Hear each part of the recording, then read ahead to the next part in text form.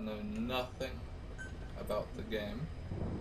I know nothing, well, very little about the entire franchise. Huh. I agree. I read it and I agree.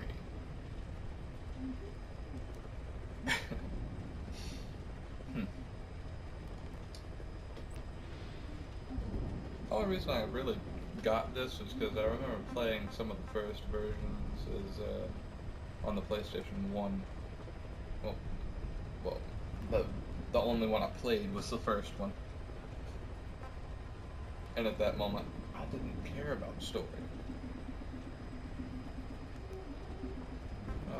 Let's see. Now we get a little bit of the backstory, I guess. I'll hush.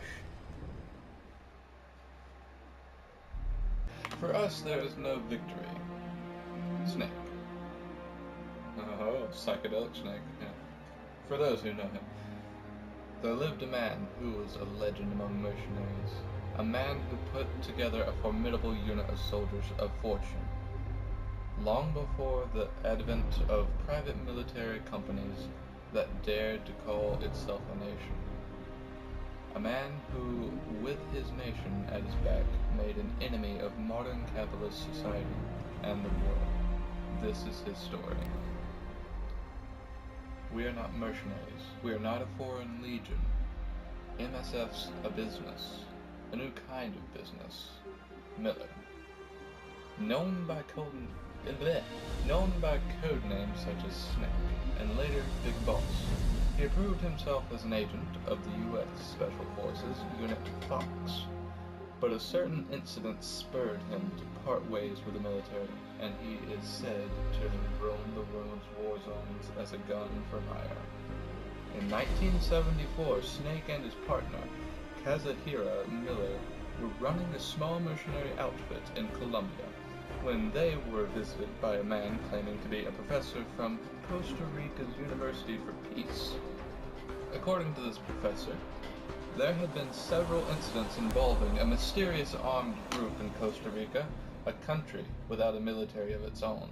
The professor was accompanied by one of his students, a girl named Paz, who had been abducted and assaulted by this group. Ooh. The professor and Paz offered to hire Snake to drive the group out of Costa Rica. However, Snake saw through their deception in an instant. My name is Paz, and I will do anything to protect my namesake. Clearly, Paz. The professor was actually a KGB agent, and the armed group in question backed by the CIA. The Cold War was no stranger to such overseas clandestine operations, okay, I'll have to look that up, between US and Soviet agents, but the CIA's motives were a mystery. Paz had escaped from one of the CIA's group facilities with a cassette tape. On it was the voice of the woman known as the mother of Special Forces, the Boss, with a popular song from 1973 playing in the background. It was reasonable to conclude that the recording was made recently. Snake was stunned. The Boss was supposed to be dead. What was she doing in Costa Rica? I'll do it for the girl, for Paz. Snake. The Boss was Snake's mentor, and the only woman he had ever loved. But 10 years prior, Snake was forced to take the Boss's life as part of a mission, a bitter memory that still haunted him, despite realizing that he simply could not have survived. Snake was unable to return to the Professor down. I swear to God. Telling himself he was intervening as a deterrent for a defenseless country. I'm always one letter off. As well as to honor the virtue of Paz's name, Peace. Snake departed for Costa Rica.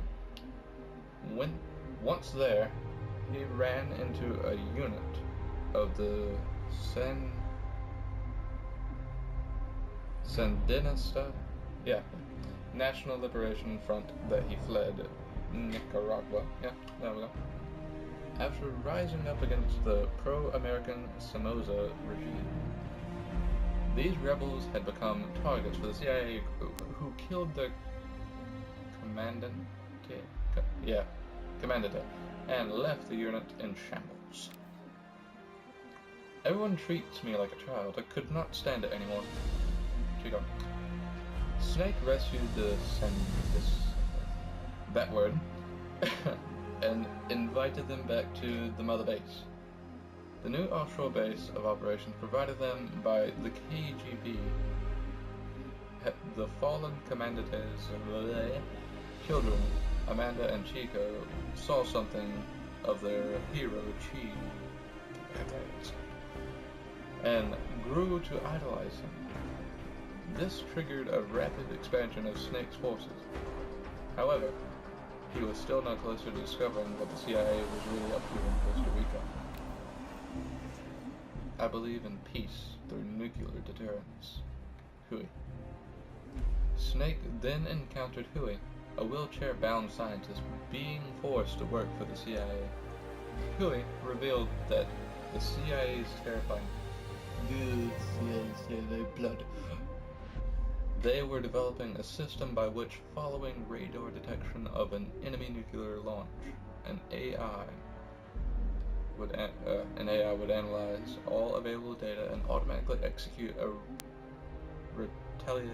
retaliatory nuclear strike at appropriate targets, although designed to increase the power of nuclear deterrence.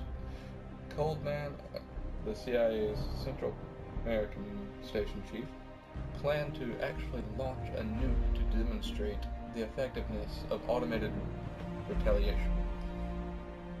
The demonstration, quote-unquote, was only 5 days away. Snake rushed to the development lab to stop their AI from being completed. Oh, you left everything behind. Your country, your identity, your past and ideals. But there's still one thing you haven't let go of, Miller. Upon infiltrating the lab, Snake was greeted by the voice from the tape. That same voice of his lost mentor.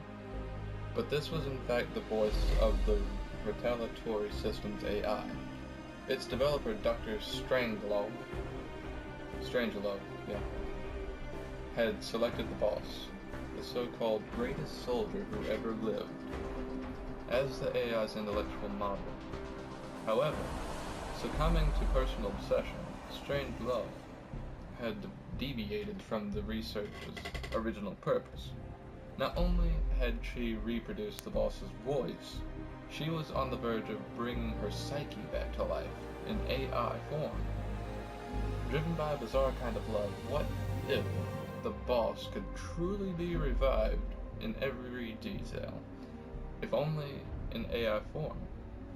Snake hesitated as Strangelove's idea touched his sense of loss. His guard down. Snake was immediately captured. The boss AI was completed, and Peace Walker, the nuclear-equipped walking battle tank housing this retaliatory AI system, went active. I was made to fight. I am a gun. Snake. Snake fought in vain as Peace Walker prepared to fire the nuke. But in the face of catastrophe, there we go, it was ultimately a machine that saved mankind from nuclear annihilation. The boss AI sank Peace Walker to the bottom of Lake Nicaragua, stopping the launch. With the crisis behind him, Snake took advantage of his recent mobilization to continue Mother Base's expansion indefinitely. Snake understood that the AI had acted to save the world. But that did not change the fact that the system based on the boss's mind had chosen at last to lay down its weapon. As a weapon himself, Snake felt the act to be a rejection of his life. Undeterred, Snake and Miller invited Doctors Huey and Strangelove to Mother Base to develop Metal Gear Zeke, a bipedal weapon they eventually equipped with a nuclear warhead, suddenly making their unit a nuclear power. This place will no longer be my heaven. Paz. Meanwhile, Mother Base took in Paz, already an orphan, but now left without even her KGB benefactor, following the end of this crisis. However, this was all engineered by an intelligence agency known as Cypher. Under Cypher's orders, Paz got close to Amanda, Chico, and the others, while exploring more and more of the base, secretly plotting to hijack Zeke. Her objective was to use the weapon as a bargaining chip to force Snake into becoming the military arm for Cypher. Paz's attempt failed when Snake defeated Zeke, and she was thrown beneath the waters of the Caribbean. It was only then that Snake learned Chico had fallen in love with her. A diary she kept while on the base was discovered several days later. It revealed a young girl torn between serving Cypher and following her heart. Ooh. Dicey. This is Chico. Cypher's holding me on a U.S. military base in Cuba. Wait, he referred to himself in the third person. Perhaps due to Paz revealing the existence of Snake's nuke to Cypher, the International Atomic Energy Agency contacted Mother Base to request that it agreed to a nuclear inspection. If word got out that Snake's unit had a nuclear weapon, it would face severe criticism from around the world. But Huey, acting on his own, informed the IAEA that Mother Base would allow the inspection. His reasoning was that as long as they kept Zeke and its nuke hidden from the inspectors, they could demonstrate the international community that they were not a threat to the international community. The operation to call off the inspection having expired, Snake and his men reluctantly got preparations underway. Meanwhile, Amanda deployed to Cuba to assist the Sandinistas, that word, learned that Paz had survived. The timing could not have been worse. Suspecting her of turning her back on the organization, Cypher had captured Paz and was interrogating her at a U.S. military base on the southern tip of Cuba. Chico learned of this and set out to save Paz by himself. It was not long before a radio message from Chico reached Mother Base, saying he too had been captured. I know it hurts right now, but it will be over soon. Paz. With an idea to Cypher's true identity, Snake could not allow what Chico and Paz knew to fall into their hands. Furthermore, if he could rescue Paz, he might be able to get information from her that would help him fight back against Cypher. On the eve of the nuclear inspection, Snake made the decision to leave for Cuba. Oh, God, that was a struggle. Okay, so that's the introduction to this, apparently, because that was entirely too much. I'm sure that time is about to run out. I need to have a stopwatch for this. I only have 15 minutes to record. That was a hell of a story. And I'm assuming that's covered every game that's ever been made, I would think. I don't know. Okay, well, we'll pick it up later in the next one, when we actually start playing the real game. So don't watch this if you don't want to spend the whole time listening to my horrible reading.